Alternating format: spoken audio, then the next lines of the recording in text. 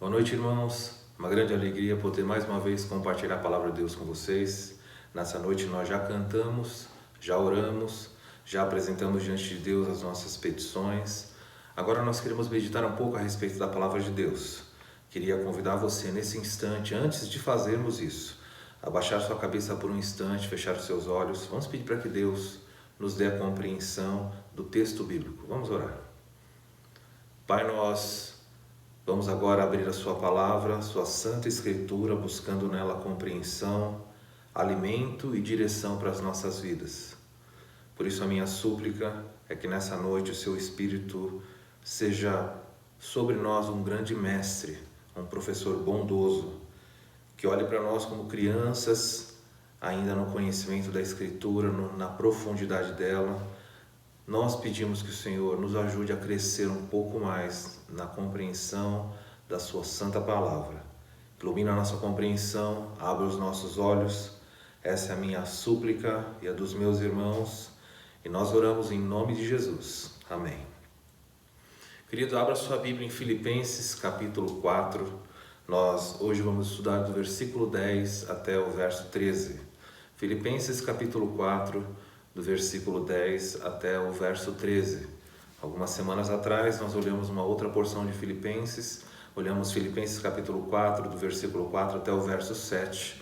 Hoje vamos avançar um pouquinho mais na compreensão do texto. Filipenses 4, 10 a 13 diz assim: Alegrei-me sobremaneira no Senhor, porque agora, uma vez mais, renovastes a meu favor o vosso cuidado, o qual também já tinhais antes, mas vos faltava oportunidade. Digo isso não por causa da pobreza, porque aprendi a viver contente em toda e em qualquer situação. Tanto sei estar humilhado como também ser honrado. De tudo e em todas as circunstâncias já tenho experiência, tanto de fartura como de fome, assim de abundância como de escassez. Tudo posso naquele que me fortalece. Esse é o texto que nós vamos meditar nessa noite. Nós já vimos algumas semanas atrás que o apóstolo Paulo, escrevendo para a igreja de Filipos, tem lidado com algumas questões naquela igreja e ele percebe que na igreja existem conflitos, existem disputas, existe uma falta de humildade. E Paulo então escreve para aquela igreja, aproveitando para corrigir alguns problemas, como ele fez até aqui, e também agradece porque a igreja de Filipos tinha enviado para ele ajuda, tinha enviado para ele socorro financeiro, provisões. Na época, no primeiro século, quando alguém estava preso, como era o caso de Paulo, não era como funciona no sistema brasileiro, por exemplo, em que o Estado é responsável pela manutenção da pessoa. No nosso sistema, em muitas partes do mundo, o Estado proporciona roupa, ou proporciona alimento, banho e todos os cuidados necessários. Na época do apóstolo Paulo, o Estado proporcionava apenas um local onde a pessoa era jogada lá. E dependendo da gravidade ou dependendo do tipo de prisão onde a pessoa era colocada, o socorro só viria de pessoas conhecidas. Se ninguém trouxer comida, você não come. Se ninguém trouxer roupa ou cobertores, morra de frio. Esse era o tipo de presídio na época do apóstolo Paulo. Isso é tão verdade que nós vemos nos evangelhos, quando Jesus vai falar a respeito de recompensar aquelas pessoas que cuidaram do povo dele, ele diz assim: porque estive preso e você foi me visitar, porque tive sede, você me deu o que beber, tive fome, você me deu o que comer. E Jesus então estava falando de algo que para o contexto do primeiro leitor era muito, muito vívido. Ele sabia que um prisioneiro, alguém que estava preso, principalmente um cristão, só receberia a provisão dos seus. E Paulo agradece à igreja de Filipos pela provisão que recebeu. Olhando para esse texto, então, nós vamos observar algumas lições e eu quero mostrar para você a verdade central do texto dessa noite. A verdade central é a seguinte: as adversidades da vida nos dão a boa oportunidade de desenvolvermos maturidade e fé. As adversidades da vida nos dão a boa oportunidade de desenvolver maturidade e fé. Toda vez que os crentes passam por algum tipo de privação, toda vez que nós passamos por problemas, é preciso que você entenda que Deus está permitindo, por meio dessa adversidade, da circunstância adversa, que haja um desenvolvimento de maturidade. Deus quer tornar você e eu crentes mais maduros. E Deus quer tornar eu e você pessoas com uma fé mais resistente, mais aprimorada. Deus usa as adversidades, nos dando nelas oportunidade de crescimento e fortalecimento da nossa convicção nele. É muito importante você saber disso. Muitas pessoas olham para as adversidades e rapidamente olham para elas sempre do ponto de vista negativo. A Bíblia não ensina que você deve ter prazer na adversidade. Tiago nos diz que você deve ter prazer ao passar por elas, ao atravessar elas. A Bíblia não ensina para nós a ideia de alegria no sofrimento, mas a Bíblia nos ensina alegria por causa do sofrimento, porque por meio do sofrimento nós estamos sendo transformados. Existem coisas que só acontecem na nossa vida quando nós passamos por adversidades.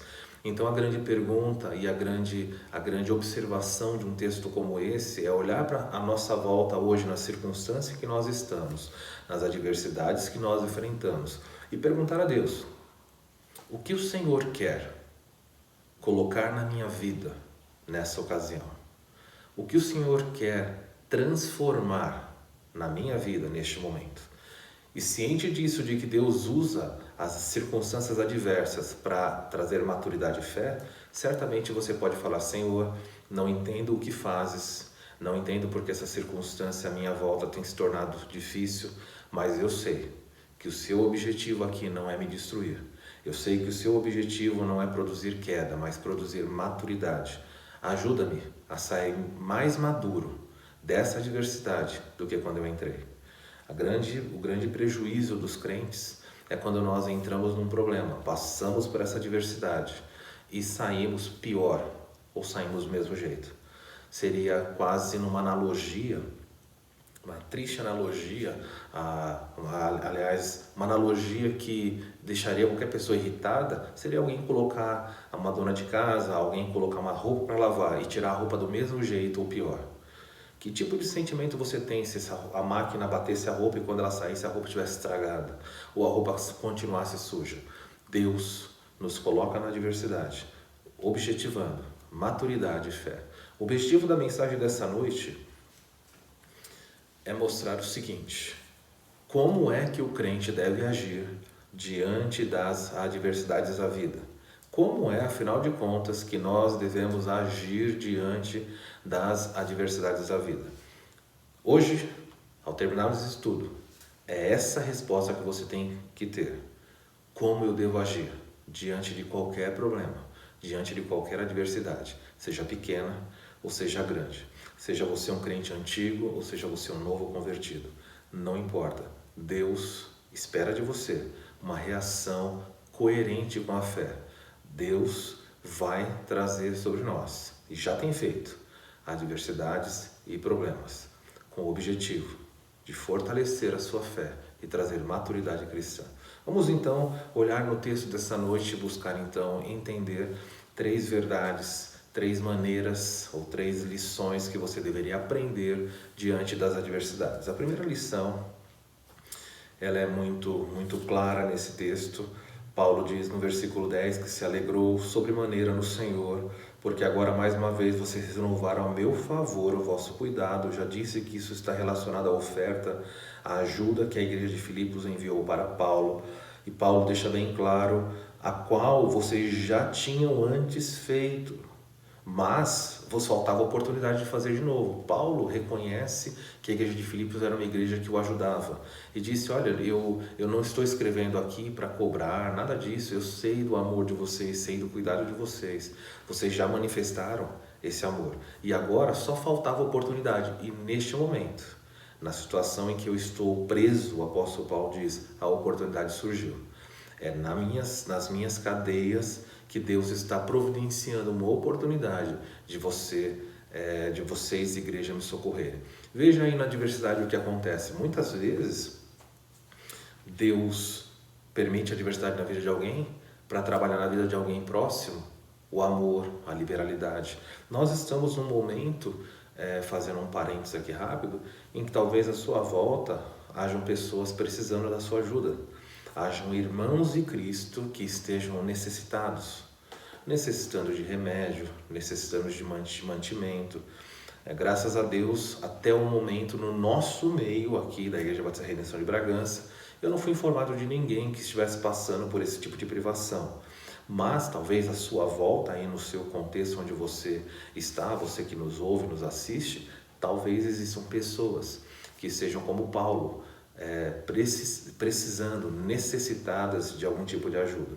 E veja, a diversidade do outro pode ser para você a oportunidade de demonstrar uma atitude cristã muito bonita, de socorro, de auxílio, de bondade. Então olhe, às vezes Deus está dando para você a oportunidade de ser generoso. Muitas pessoas perdem esse privilégio, muitas pessoas têm recursos e não sabem socorrer, ajudar. Muitas vezes não são pessoas, mas são instituições. Quantas vezes a Igreja de Cristo, no Brasil e no mundo, passou por privações, quando tem tantos crentes que teriam nas suas mãos recursos para socorrer? Nós investimos em tantas coisas, mas se você quiser investir corretamente, vista na igreja, na verdadeira Igreja de Cristo. Se a igreja em que você está não é uma igreja verdadeira, isso não exime de você o dever e o privilégio ao mesmo tempo de manter a obra de Deus. Se a igreja onde você está não é uma igreja bíblica e você identificou isso, ajude outra igreja, encontre uma igreja bíblica e ajude lá. Por quê? Porque o maior legado, pelo menos, que o crente pode deixar é fazer com que as portas de Deus estejam abertas e outras pessoas conheçam o Salvador. Então, nunca deixe de providenciar socorro a pessoas que estão em necessidade. Nunca deixe de providenciar socorro para igrejas que estão em necessidade. Veja, a necessidade das pessoas, ou a mesma da Igreja de Cristo, pode ser a oportunidade que Deus está dando a você de usar de generosidade e socorrer a igreja. O versículo ainda continua, Paulo nos diz mais, o versículo 11, olha aí. Digo isto, Paulo diz, não por causa da pobreza, e é claro, ele está pobre porque ele está preso. Então Paulo diz, eu não estou dizendo a vocês nada do que eu escrevi nesse livro por causa da situação em que eu me encontro de pobreza. Por quê? Na minha versão diz, aprendi a viver contente em toda e em qualquer situação. Então hoje nós estamos vendo o que é, afinal de contas, como eu devo agir, o que eu devo aprender, então, como eu devo agir diante das circunstâncias adversas. Primeira lição vem aí, olha, vai ser projetada. Diante das adversidades, devemos aprender. Diante das oportunidades, das adversidades, devemos aprender. É assim que está muito claro, pega uma caneta, circule essa palavra no texto, porque o apóstolo Paulo diz, eu aprendi. Aprendeu o que, Paulo? O que é que você aprendeu? Paulo disse, eu aprendi a viver contente em toda e em qualquer circunstância. Meu irmão, minha irmã, Paulo é tão humilde a ponto de, como apóstolo de Cristo, um homem maduro na fé, um homem que estava servindo a Deus, tinha convicção de que estava fazendo isso. Cristo apareceu para ele ressurreto várias vezes. E é interessante que o apóstolo Paulo escreve uma coisa que muitos crentes hoje têm vergonha de dizer. Ele escreve, registra, faz um registro histórico para todos nós, ele diz, eu aprendi. Interessante isso. Quando você vê um homem como Paulo dizendo, aprendeu, a dedução lógica é que antes ele não sabia. Ele diz, eu não sabia, mas eu aprendi. Deus me ensinou. Eu tenho tido a oportunidade de crescer nessa verdade. Qual verdade, Paulo? Eu aprendi a viver contente em toda e em qualquer situação. Grande segredo, grande verdade, grande lição que falta para muitos crentes. Muitos crentes não aprenderam isso ainda. Há pessoas que estão na igreja tanto tempo e não aprendem mais nada. Deixa eu dizer para você que o seu tempo de igreja, não importa se você já está há 40, 50 anos na igreja ou se você entrou agora, todos nós estamos aprendendo. Se você acha que não tem mais nada para aprender, você está equivocado. É uma atitude de arrogância.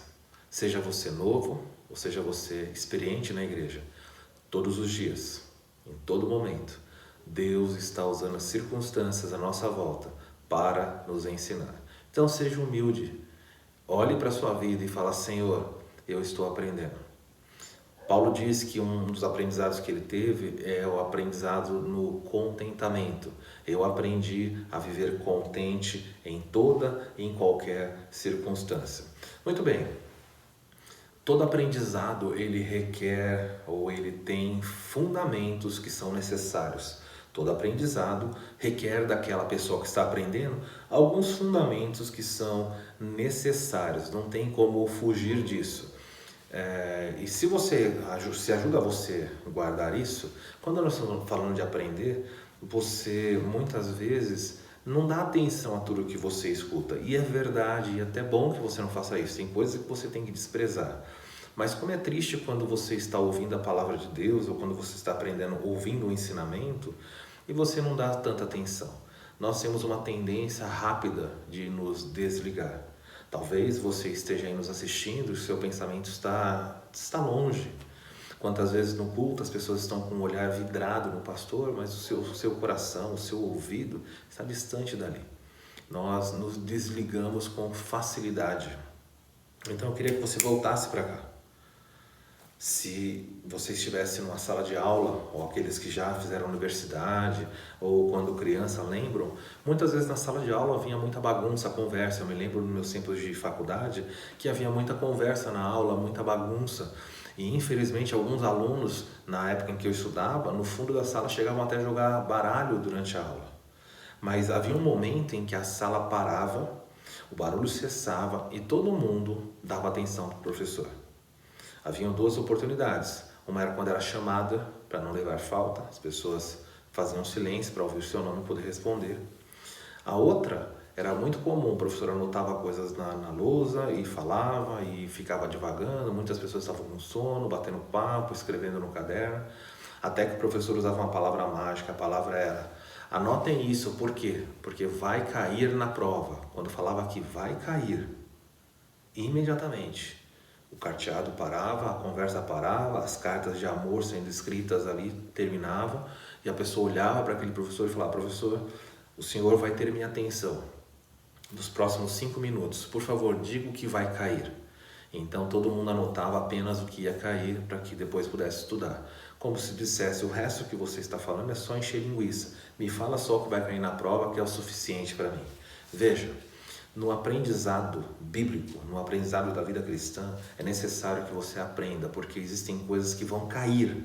Deus vai fazer cair na sua vida algumas coisas, como se você fosse ser levado a um tipo de teste ou uma prova. Então anote aí, vai aparecer aí esse acróstico, o CAI, para ajudar você a lembrar. Aprenda que todo aprendizado requer fundamentos. Aprenda porque cai. Letra C. O que é que cai na vida das pessoas? Letra C é a palavra confiança. Eu e você somos chamados por Deus a aprender a confiar. Veja que todo aprendizado é fundamentado em cima de confiança. Não dá para você, a não ser que seja uma coisa que foi imposta a você, mas quando você paga um curso, quando você está aprendendo, para alguém está ensinando, você pressupõe, você acredita que um elemento básico ali é a confiança. Não dá para você aprender se você não confia no professor. Não dá para você aprender a dirigir numa autoescola se você não confia que o professor é capaz. Não dá para você aprender a qualquer outro tipo de coisa sem que haja um mínimo de confiança entre o aluno e o professor. No nosso caso, a confiança que o professor é muito óbvio. O nosso professor é Deus. Deus quer que você aprenda a confiar. Há uma dificuldade muito grande dos crentes hoje e sempre foi assim, e é muito triste ver isso. Nós temos uma tendência de rapidamente desconfiar de Deus. Nós confiamos E nós dizemos isso: Senhor, nós confiamos em Ti. Mas basta uma, duas, quando a terceira coisa dá errada, você começa a olhar para Deus: Senhor, tá tudo certo? É desse jeito mesmo? Estou estranhando, olha, deu errado ontem, deu errado hoje, será que vai dar amanhã? E a sua confiança nele começa a mudar. Paulo diz: eu aprendi, porque há um professor na minha vida. Esse professor me levou para uma prisão, ele me colocou preso. E Paulo diz: apesar de eu estar preso, eu ainda sei que há alguém me ensinando. Paulo não desconfia do poder de Deus. Paulo não desconfia do amor de Deus. Paulo não desconfia de que Deus tem um propósito. É por isso que esse homem, do alto do seu posto apostólico, é capaz de adotar uma atitude tão humilde de dizer: eu aprendi. Você tem aprendido com Deus? Neste momento que nós estamos passando, você tem aprendido a confiar nele? Talvez neste momento em que você vive, a sua confiança estava na sua conta bancária, ou estivesse na instabilidade do seu trabalho. Talvez a sua confiança nesse momento esteja firme e tranquila, porque ainda há mantimentos lá na despensa. Talvez a sua confiança esteja tranquila, porque a saúde, você ainda não você não contraiu esse vírus. Mas e se o mantimento acabar? E se o vírus chegar? E se a comida da despensa terminar?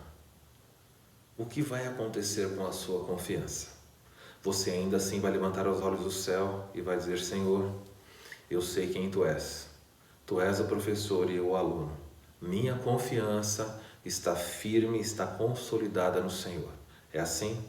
Se você é capaz de fazer isso, você é um aluno que vai aprender, porque Deus vai te ensinar por meio das adversidades.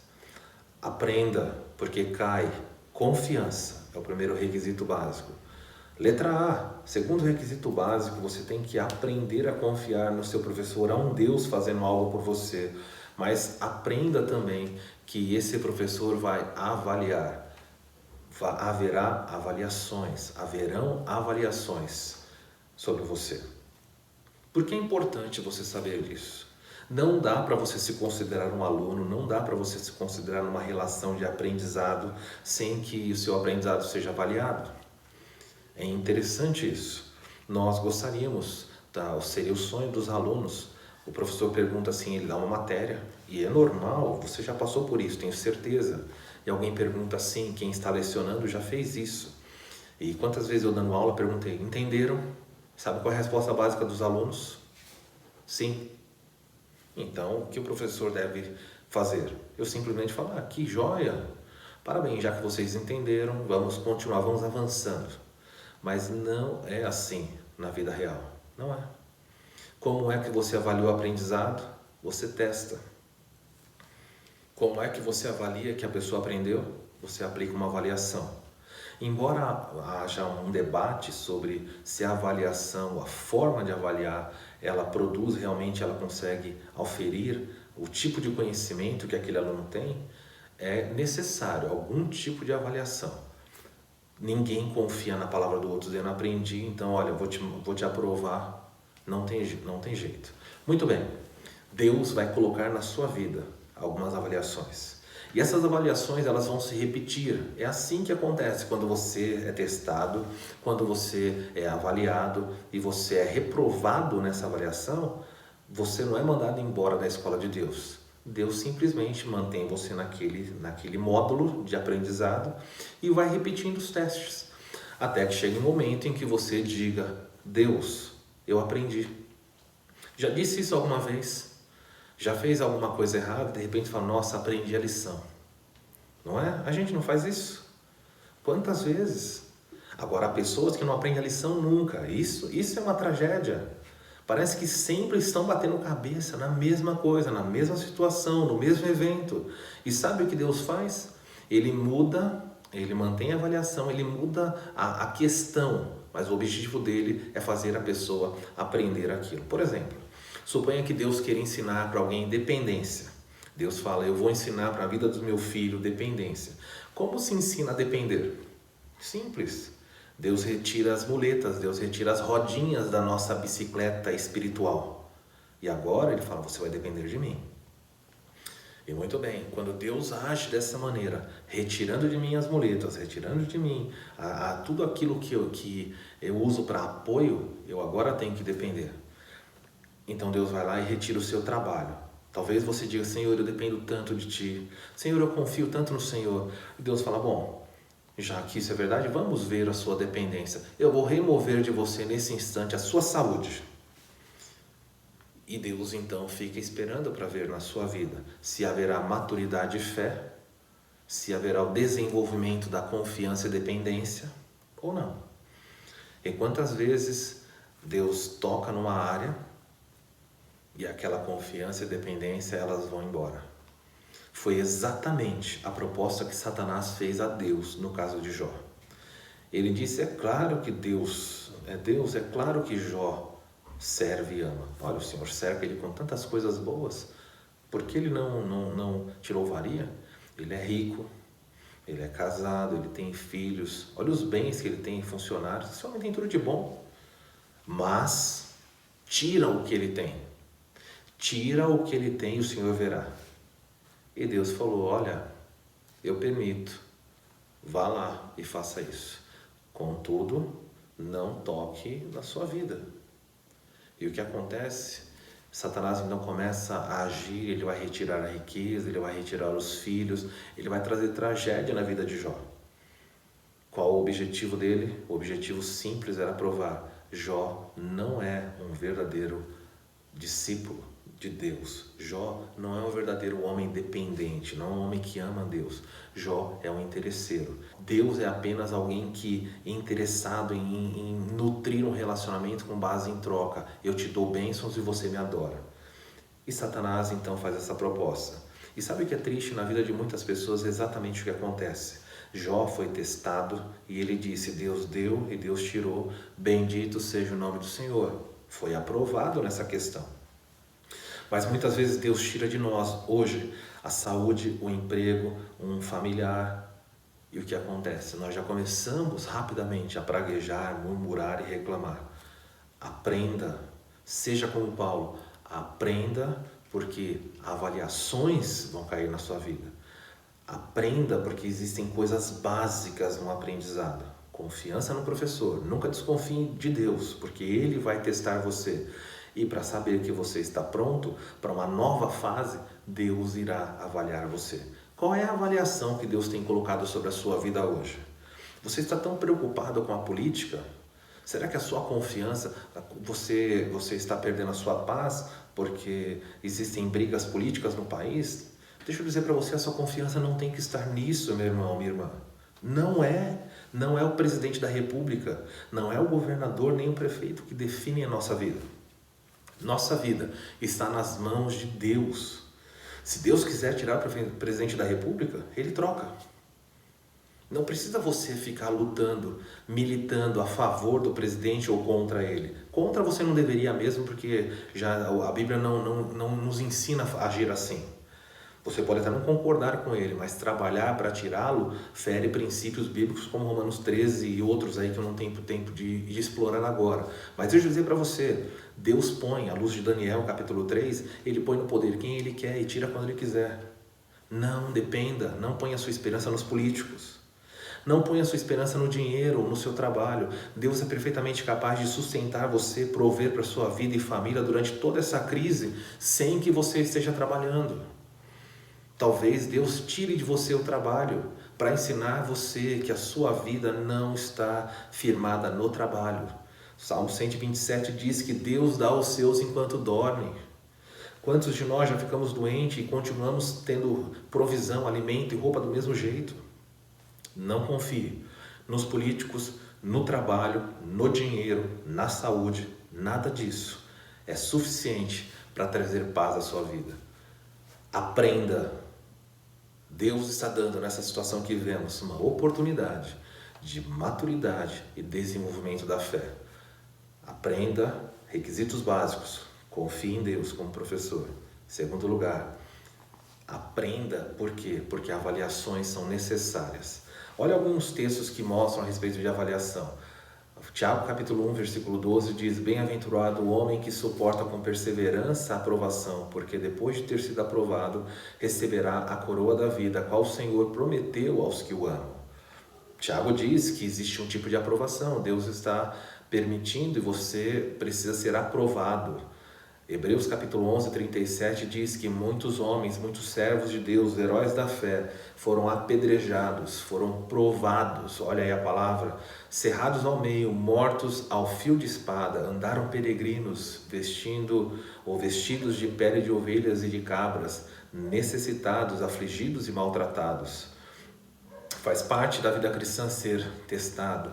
1 de Pedro 4 diz assim: Amados, não estranheis o fogo ardente que surge no meio de vós. Olha o que Pedro diz: destinado a provar-vos. Deus está nos provando.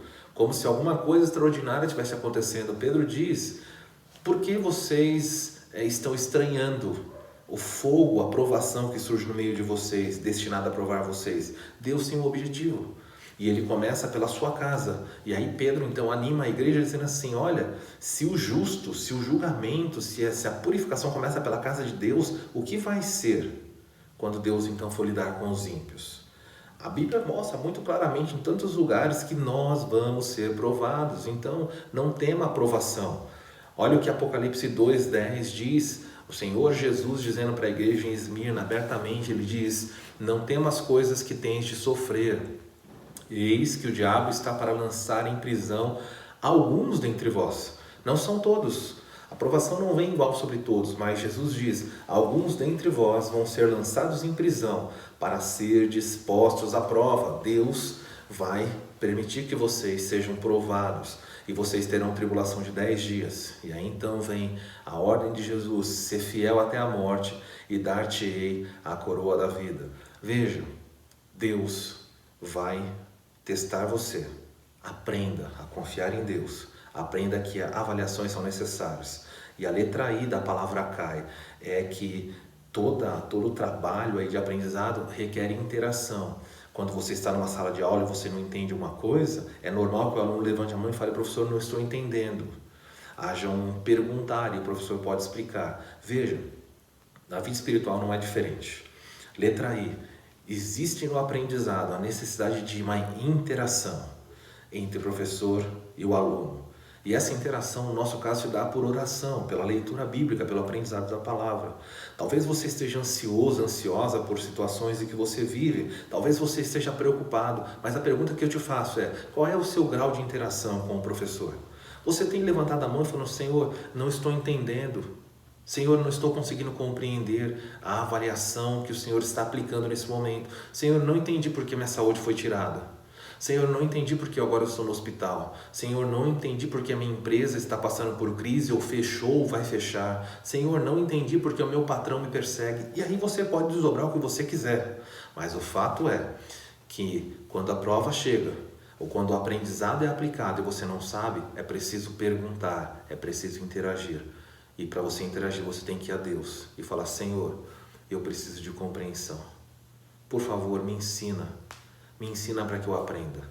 E quando você faz isso, a Bíblia diz que Deus é maravilhoso. Ele se aproxima para ensinar você.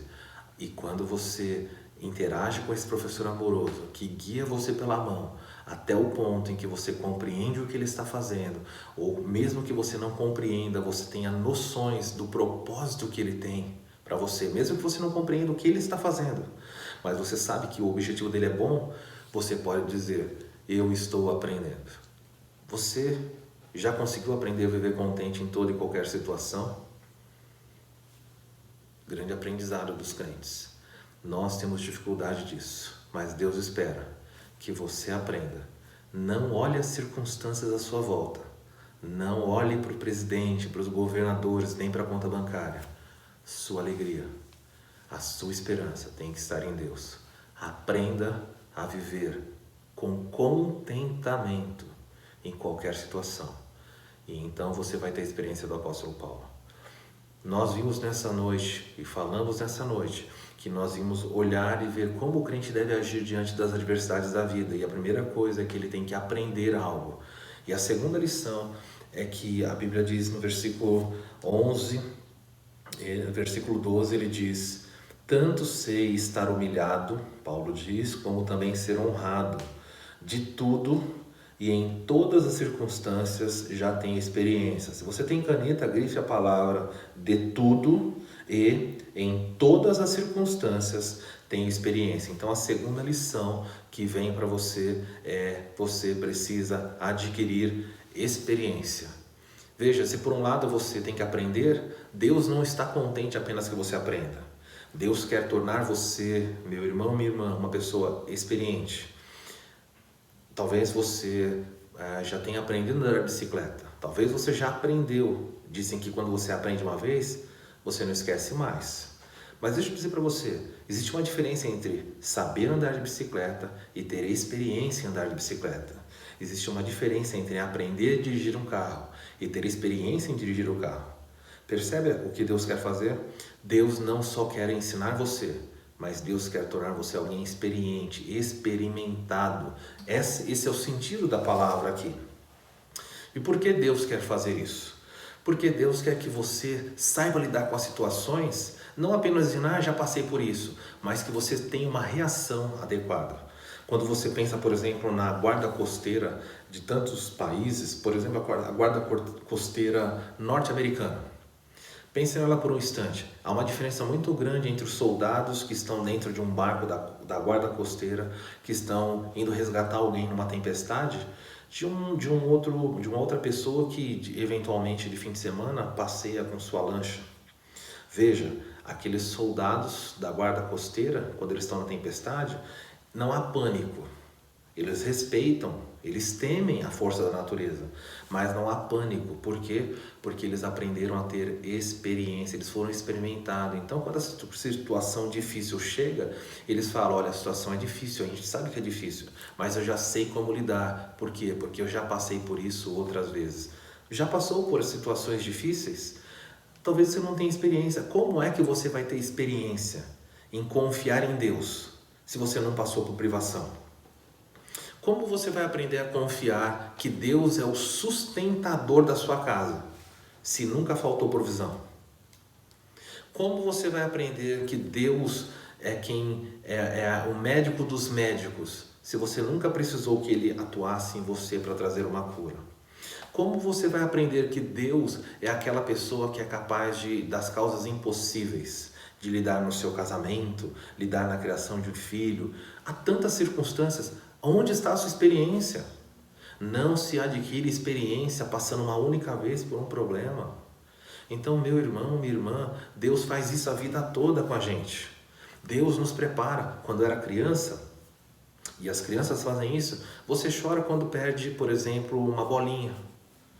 Os que têm filhos pequenos aqui talvez entendam o que eu vou dizer. Você compra uma bolinha para o seu filho e a bolinha some. E o seu filho chora. E você olha para aquilo e você fala, nossa, que tolice, mas ele chora de lágrima, de soluçar, porque perdeu o carrinho, perdeu a bolinha, perdeu a bala. E você olha para aquilo e fala, nossa, que bobeira. Olha, filho, filha, existem outras situações na vida em que vocês vão perder coisas piores. E aí passa alguns anos, e aí a criança perde a boneca, perde a bola. E aí passa alguns anos, a pessoa perde o celular. Já perdeu? Há pessoas que choram porque perdeu o celular. E choram desesperadamente. Meu Deus, minha vida acabou. Algumas pessoas olham para isso e falam assim, por que você está chorando por isso? Mas vem o dia em que você chora porque perdeu um animal de estimação. Então vem o dia que você chora porque você perdeu a vaga no trabalho, perdeu a prova no vestibular, atrasou na prova do Enem, o portão fechou, você não entrou. E aí vem o choro. Deus vai testando, vai mostrando para você que existem experiências que você vai ter que passar. Até que chega o dia em que você chora porque perdeu alguém que você ama. Ou porque você perdeu parte do seu corpo num acidente, foi mutilado. Percebe que você se tornou experiente? Deus deixou que as situações ao longo da sua vida trouxessem para você algum tipo de experiência. Deus quer, por meio das adversidades, tornar você maduro e forte na fé. E como é que você tem que agir? Seja humilde para aprender. Em segundo lugar, adquira experiência. Toda vez que Deus testar você, pense, eu já passei por isso antes? Isso já aconteceu? E se já aconteceu, veja o que Deus fez. Lembre-se de como Ele agiu e fala, já sei como devo proceder. Seja alguém experiente. Pare de ser imaturo. Não passe anos na igreja sendo imaturo na fé. Não passe anos na jornada cristã só tomando leite. Deus quer que você desenvolva. Deus quer que você cresça. Deus quer que você se fortaleça. Olha aí que Paulo vai dizer, projetando o versículo, tanto sei ser humilhado. Já foi humilhado alguma vez? Há crentes que não sabem o que é isso. Também sem ser honrado. Há crentes que só querem ser honrados na vida, não sabem ser humilhados. Paulo diz assim mais embaixo, tenho experiência tanto de fartura como de fome. Eu não sei. A pergunta é agora individual. Já passou fome? É alguém aqui entre nós? Você já é alguém que pode dizer, olha, eu tenho experiência, eu sei o que é passar fome. Tem gente que vai falar, pastor, nossa, direto, pastor, dá umas 3 horas da tarde, eu tenho uma experiência, dá uma fome danada, eu já sei o que é isso. Não é disso que eu estou falando. Eu estou falando fome de você passar dias sem ter o que comer. Não é? É esse tipo de experiência. Será que o crente não pode passar por isso? Será que só você tem que ser diferente? Será que Paulo pode passar e você não? Experiência é algo necessário. Aprendizado. Depois que você aprendeu, Deus vai repetir várias vezes para que você se torne experiente. E Paulo diz, eu sei ser humilhado e ser honrado. Quando eu sou aplaudido, eu fico feliz. Quando eu sou humilhado, eu não ligo. Não tem problema. Eu sei o que é ter fartura, tem muita comida. E Paulo não reclama disso. E fala, eu também sei passar privação. Às vezes Deus dá fartura, dá trabalho, dá saúde, dá dinheiro. Às vezes Ele não dá. Experiência. Seja alguém experiente. Quer ensinar alguém? Aprenda primeiro. Quer ter experiência? Deixe que Deus produza na sua vida, quantas vezes for necessário, as provas para que você aprenda. Se você percebe na sua vida que uma questão está se repetindo muitas vezes, talvez seja porque você não está aprendendo o que Deus quer te ensinar. Quando a mesma coisa repete o tempo inteiro, a pergunta é, Deus, por que o Senhor está repetindo essa prova? Não estou entendendo? Talvez você seja tão cabeça dura que você não aprende as lições de Deus. E Deus não desiste, Ele repete até que a lição entre na sua vida. Aprenda, então você terá experiência. O texto caminha ainda para o final, o apóstolo Paulo diz assim no versículo 13: tudo posso naquele que me fortalece. Tudo posso naquele que me fortalece. Veja, eu quero terminar o texto dessa noite dizendo para você o seguinte, em terceiro lugar, você precisa estar em Deus, você precisa estar em Cristo. A Bíblia diz, esteja naquele que te fortalece. Paulo diz, tudo posso naquele que me fortalece. Esse é um versículo muito conhecido, talvez o versículo mais conhecido de Filipenses, um dos mais, né? Pelo menos no capítulo 4, talvez seja o mais conhecido, mas é o mais mal compreendido. O que significa? O que significa, afinal de contas? Tudo posso naquele que me fortalece. Mundo afora as explicações são as mais diferentes possíveis. Alguns dizem assim, bom, se eu estou em Cristo, eu posso ir em qualquer lugar que eu quiser. Nossa, eu posso, nada mais me impede. Há pessoas que usam esse versículo para quebrar, para desobedecer autoridades. Por exemplo, alguém fala assim, eu quero pregar o evangelho nos Estados Unidos. Quero pregar nos Estados Unidos, sou brasileiro, mas eu não tenho visto. Mas eu vou entrar, mesmo que seja de forma ilegal. Por quê? Porque tudo posso naquele que me fortalece. Olha que aplicação maravilhosa do versículo. Outras pessoas dizem assim, eu posso fazer tudo o que eu quiser e nada vai me acontecer. E aí você vê, existe um grupo no mundo que são famosos por tirarem selfies perigosas. Se você procurar na internet, você vai ver pessoas, entre os russos principalmente, é o grupo que mais morre. Pessoas que desejam fazer uma selfie, quanto mais perigosa, mais famoso ou famosa essa pessoa se torna. Então as pessoas podem olhar para esse tipo de coisa e fazerem aplicações desse tipo. Já que eu sou discípulo de Jesus, eu posso fazer o que eu quiser, nada vai me acontecer, porque eu sou um discípulo, afinal de contas, não tem nenhum perigo. E há pessoas que estão agindo como crianças, crianças na fé. É como se alguém dissesse, bom, se Deus disse que eu posso, então eu posso. E aí pega seu ursinho de pelúcia, pega seu travesseiro e sai mundo afora dizendo, vou vencer, eu sou o grande vitorioso de Deus, porque tudo eu posso naquele que me fortalece. Outras pessoas tratam a questão do tudo posso como me fortalece na ideia de que, bom, eu posso ter tudo o que eu quiser se eu estiver em Cristo que me fortalece. E Deus passa a ser nada mais do que uma lâmpada, uma espécie de lâmpada de Aladim.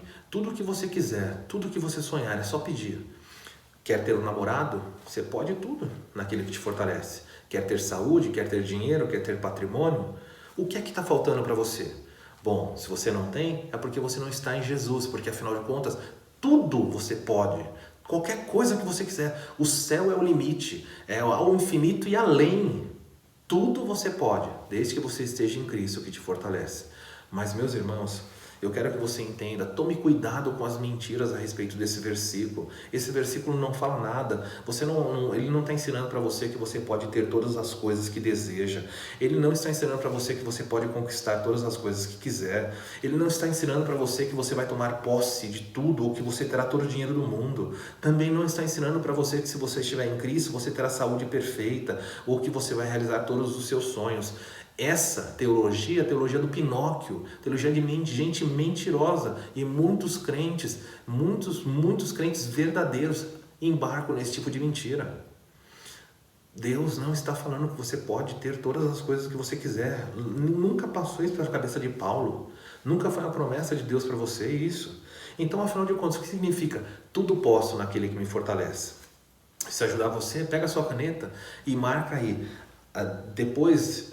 não estou acrescentando no texto bíblico, estou dando para você o sentido, tá? Tudo posso o quê? Melhor seria você escrever assim: posso enfrentar, posso passar todas as coisas, posso enfrentar, posso suportar, posso vencer toda e qualquer situação que surgir se eu estiver em Cristo. Vou repetir: posso suportar, passar, enfrentar e vencer toda e qualquer situação. É isso que o apóstolo Paulo quer dizer. Se você estiver em Cristo, Deus vai capacitar você a enfrentar, Deus vai capacitar você a passar, Deus vai capacitar você a vencer as situações adversas. Mas há um requisito fundamental. E esse requisito tem sido banalizado. Ele não está falando isso para todo mundo. Ele não está falando para qualquer pessoa que quiser. Ele está falando se você estiver em Cristo. Por quê? Porque Cristo vai te fortalecer.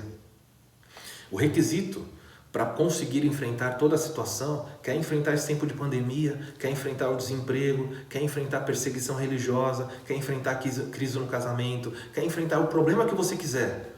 Todas as coisas você pode passar.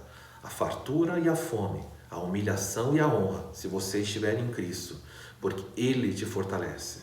O que é estar em Cristo? Estar em Cristo é reconhecer que você é pecador. Reconhecendo que você é pecador, você voltar-se para Ele, pedindo perdão pelos seus pecados e entregando a vida nele, crendo nele. Se você fez isso, você está em Cristo. Estar em Cristo, além da salvação, é ter uma confiança tal de que Ele é Deus e que Ele é o Senhor da sua vida e Ele vai ditar os rumos. Aprenda isso. Anos atrás passava um programa muito famoso na televisão.